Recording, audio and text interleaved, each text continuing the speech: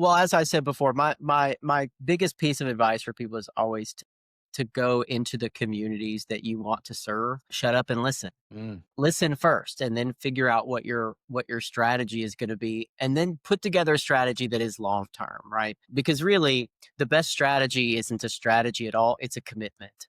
So when you decide this is the community you're going to serve, these are the communities you're going to serve. If you're like us and you serve LMI communities and other, rural communities, underserved Black and Brown families, whatever it is that your company is trying to do, whatever your purpose or mission is, if you can go into those communities, listen first, build your team from within those communities. I mean, the bottom line is that most people appreciate doing business with people who understand where they come from, understand where they are, and where they want to go. And nothing does that more effectively than being in the same boat. And there are the obvious things, right? Like it's hard to build in a community or do community outreach if you have a language barrier. So if you're going into communities where there's speakers or Arabic speakers, like you got to make sure that you have staffed your own team with the resources and support needed to support those communities. And then again, the products, the program, the underwriting, the training, cultural fluency needs to be a part of all of our training because it's not just about speaking the language.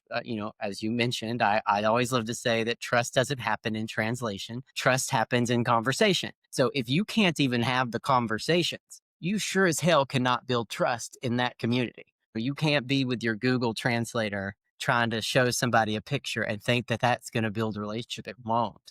But if you can build your team with people who understand the community, where they've come from, what they deal with, how their family structures or hierarchies are built, those are the team members that will take you into those markets and really do the outreach that builds trust. For me, it's all about culture. I think culture equals results. Culture that I build inside these walls is exactly the result that's going to be delivered to us outside of these walls. Yeah. Well, look, everything starts and stops with leadership, right? And so when you embody these characteristics, that's what you're going to then attract around you. And also, that's easy for me to say to you because I see these characteristics in you, and I know this about you.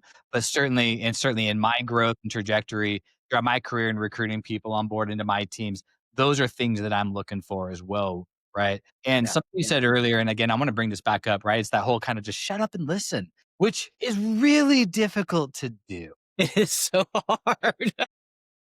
Even in this podcast, there's so many things I wanna jump in and say, but to just shut up and listen is such It a might skill be set. exceptionally hard for men more than it. Think so. Because we wanna come in I'm and just gonna fix. leave it there.